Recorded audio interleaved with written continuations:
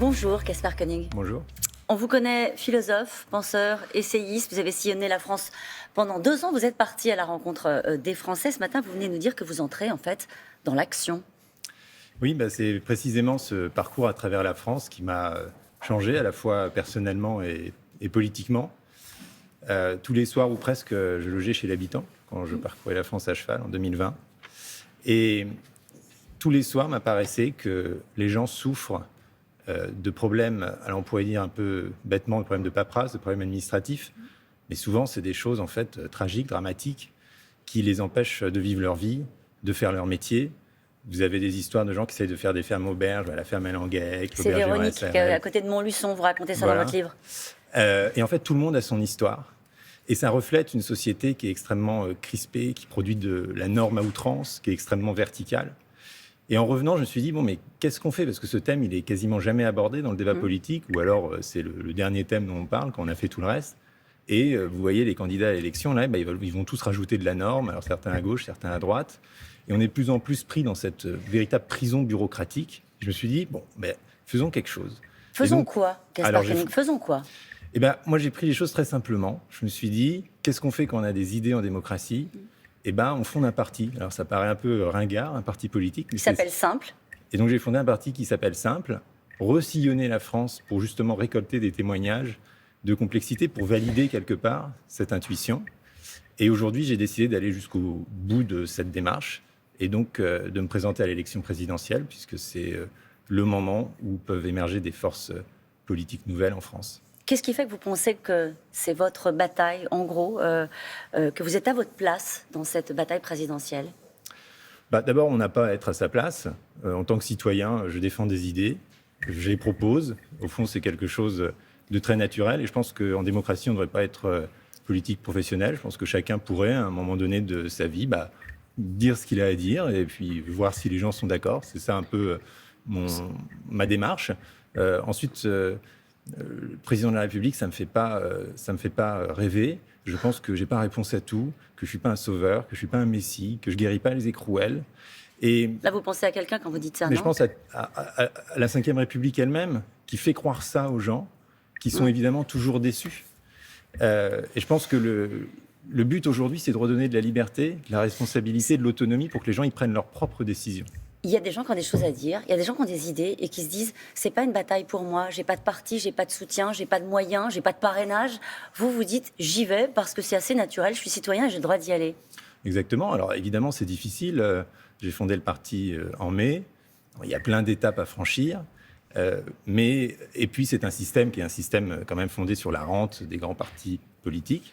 Donc c'est compliqué, mais je pense que si les gens se reconnaissent dans ce thème général de la simplification et dans les idées de liberté que je porte, ils pourront le dire. Est-ce que vous avez pensé aussi à aller voir les candidats qui sont sur la rente, comme vous dites, qui ont un parti politique, qui ont des soutiens, et leur proposer une sorte de pacte de simplification ? Est-ce que vous êtes candidat, au fond, parce qu'aucun n'incarne ce que vous proposez et qu'aucun n'a voulu peut-être tendre l'oreille à ce que vous proposez ? Vous savez, ça fait 10 ans que je suis dans le débat public et je suis un peu lassé de murmurer à des oreilles bouchées. Je pense que l'ADN des politiques en France est hélas un ADN très jacobin. Et ce que je propose depuis longtemps, en fait, je ne l'entends pas, je ne le retrouve pas dans les grands partis politiques classiques. Vous êtes un déçu de Macron ? Macron a porté une certaine fraîcheur en 2017. Moi, j'avais voté pour lui. Mais ensuite, je pense que dans ce grand espace politique du centre, dans lequel, globalement, je me reconnais, il a pris une attitude, justement, extrêmement autoritaire. Il a gouverné d'en haut, il a recentralisé. Il a représidentialisé les institutions et qu'il faut faire tout l'inverse. Il faut prôner la liberté par le bas. Il faut donner la responsabilité aux communes, aux individus. Mais par exemple, sur la gestion de la crise sanitaire, un exemple très concret qui parle aux gens qui vous regardent ce matin, c'est quoi votre démarche ? Vous êtes contre le pass vaccinal, pour la vaccination. Vous êtes le candidat des libertés ? Moi, je suis en faveur de la vaccination, mais je pense que les méthodes qu'on a déployées pour atteindre cet objectif sont fondées sur la contrainte et pas sur la conviction. On a oublié que les individus sont des individus qui expriment leur jugement, qui ont une conscience et qu'on a finalement multiplié les petites mesures technocratiques. Aujourd'hui, on ne comprend plus rien. On ne sait plus s'il faut mettre un masque dans la rue, pas dans la rue, combien de fois il faut faire tester ses enfants, si on est assis, debout dans un café, si on va à la messe, à un meeting politique. Tout ça, c'est différent. Tout ça n'a aucun sens et tout ça reflète précisément la folie normative qui est à la base de ma démarche. On aurait pu gérer cette crise sanitaire sans contrainte, sans à un moment donné fixer des lignes, à savoir par exemple fermer les restaurants? On peut, bien sûr, dans le début, quand il n'y avait pas le vaccin et qu'il fallait confiner, mais il faut faire à ce moment-là des règles simples, des règles claires, et surtout prendre les Français pour des adultes.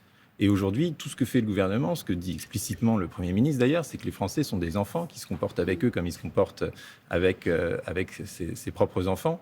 Et ça, je pense que ça, c'est pas acceptable et que ça reflète encore une fois une manière de gouverner assez infantilisante. Alors simple, c'est votre cap. Les citoyens, les élus locaux, les associations que vous avez rencontrées vous ont d'abord, et vous êtes assez honnête, dans le livre parlé d'insécurité, mais ils vous ont aussi parlé de bureaucratie.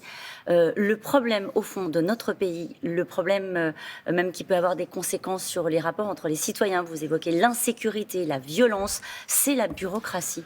Tout part de là.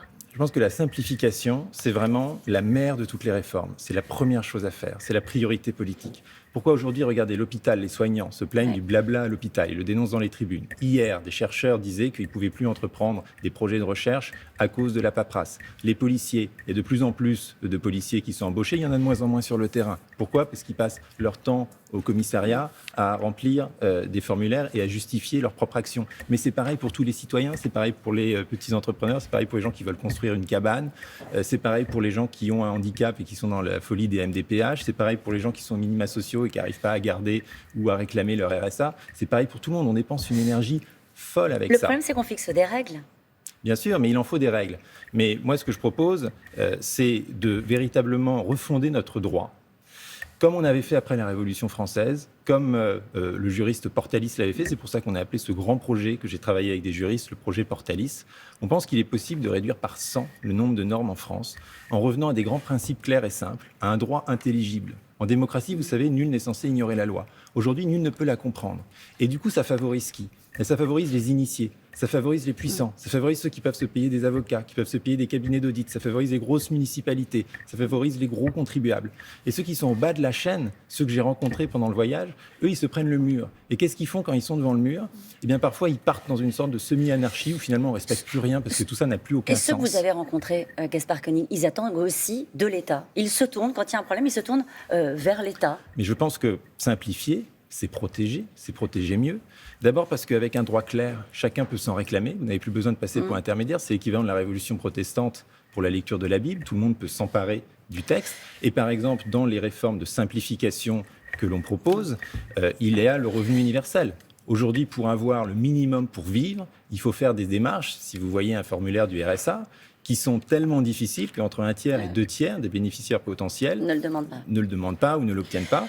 Eh bien, avec un revenu universel, c'est une révolution de simplification, parce que chacun a la même somme pour subvenir à ses besoins de base, sans aucune condition. Et vous voyez bien que c'est beaucoup plus protecteur que le système actuel. Vous proposez aux Français une vie simple, une forme de dépouillement, dites-vous, à rebours de la surconsommation. Une vie simple, c'est l'avenir et on peut dire ça quand on a tout. Non, je pense qu'au contraire, aujourd'hui, la simplicité, c'est véritablement un mouvement sociétal, au-delà des questions administratives dont je parlais, parce que ça vaut pour l'entreprise.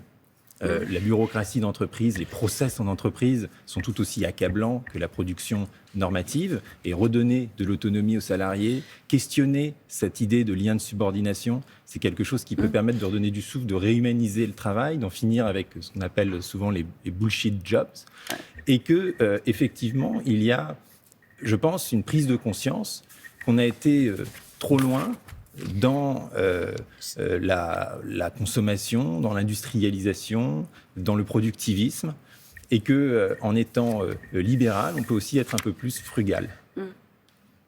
Qu'est-ce qui se passe maintenant ? Vous allez chercher les parrainages, puisqu'en fait c'est le jeu, il faudrait changer les règles ?